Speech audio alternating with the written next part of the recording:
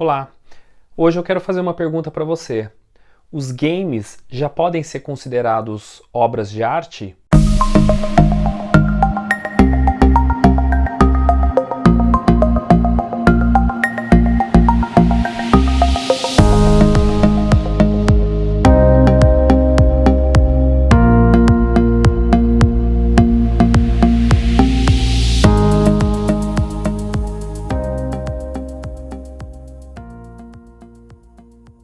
Então, será que games, os jogos que nós jogamos em consoles, em plataformas, já podem ser considerados obras de arte como filmes, músicas, livros?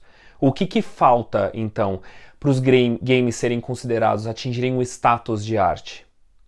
Essa é uma discussão muito legal que eu vim trazer para você aqui hoje. Mas antes quero te convidar a se inscrever no canal, a apertar o sininho, porque toda semana a gente traz esse tipo de discussão intrigante, dicas de arte e de entretenimento para você colocar na sua lista. Bom, antes da gente pensar numa resposta, vamos lembrar que o cinema já tinha mais ou menos lá os seus 30, 40 anos e ele nem passava perto de ser cogitado como uma obra de arte. Desde que ele surgiu em 1895 até mais ou menos os anos 40, muita gente torcia o nariz quando dizia que cinema era obra de arte. E quais eram os argumentos?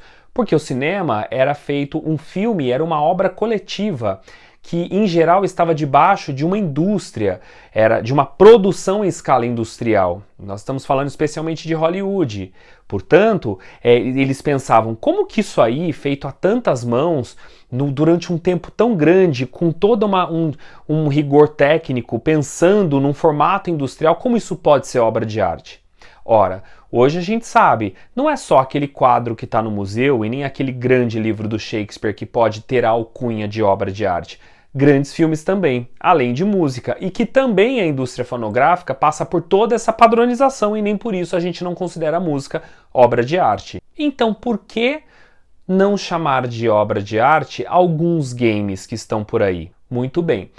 Para tentar começar a chegar próximo de uma resposta, eu vim trazer alguns dados para vocês. Ter adeptos não é um problema de games.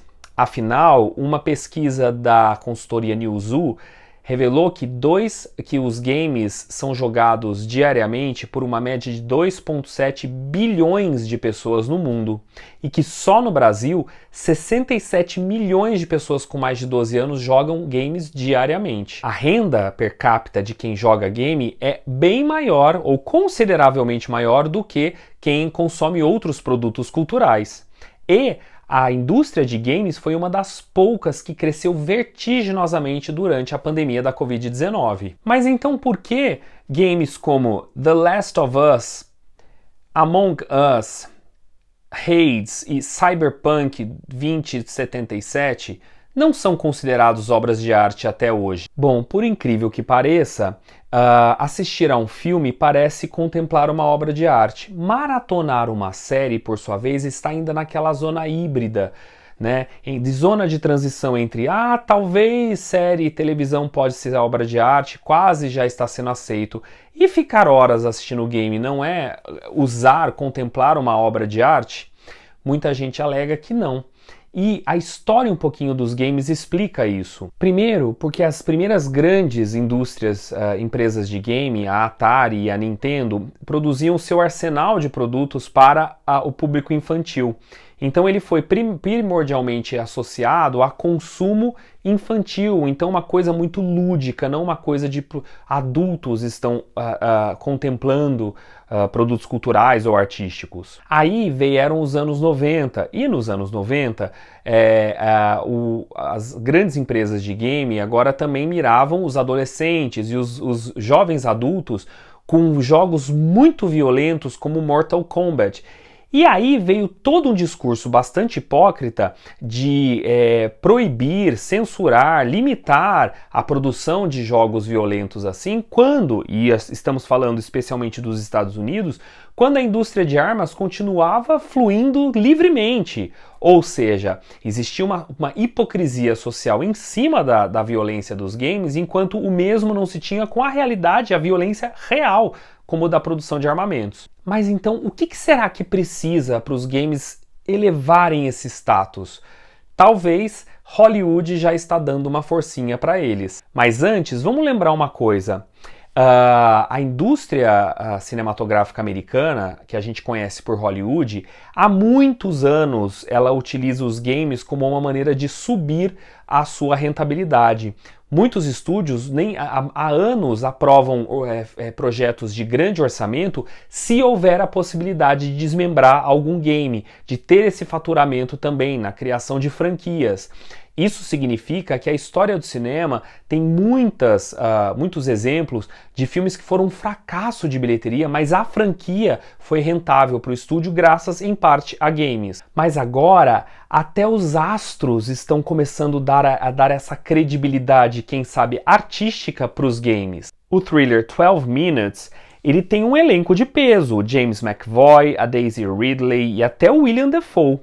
E é dirigido pelo português Luiz Antônio, conta aí a história de um homem preso num apartamento, numa espécie de looping temporal, e que lá com a mulher grávida dele, e ela é acusada de cometer um homicídio.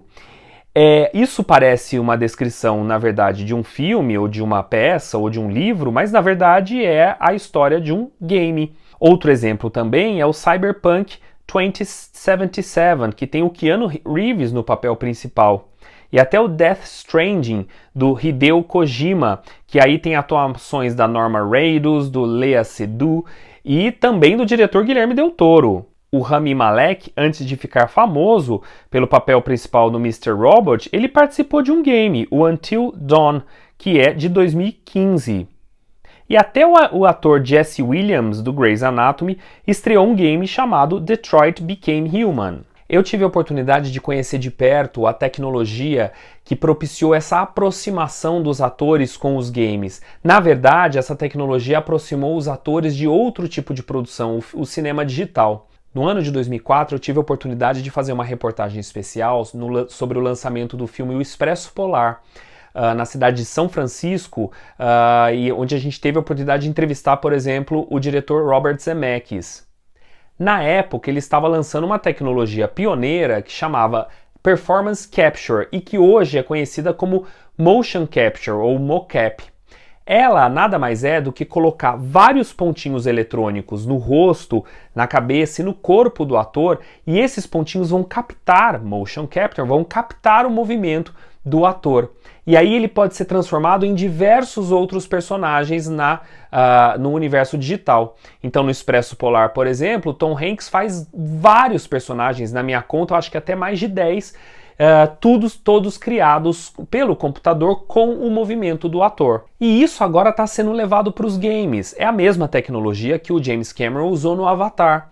Então muitos atores estão até gostando, não só pelos cachês milionários, porque a indústria de games está usando eles para balizar esse salto, né, de apenas um produto de entretenimento como produto artístico, estão usando esses atores com cachês milionários para ter não só narrativas mais complexas que os games têm, como atuações muito mais reais também. Muitos atores estão adorando, porque eles acham libertador você poder atuar com esse movimento, fazer vários personagens ao mesmo tempo, criando depois em computador. E já tem até jogos que estão sendo muito elogiados pela crítica no quesito de roteiros, como por exemplo o jogo The Last of Us 2, que é da roteirista Hayley Gross, que foi roteirista de filmes tradicionais. Então, afinal, o que falta aí para os games atingirem esse status de obras de arte? Bom, a minha humilde opinião, falta um Oscar. Lá nos anos 20, foi o Oscar que descolou do cinema americano essa pecha de ser um produto meramente industrial.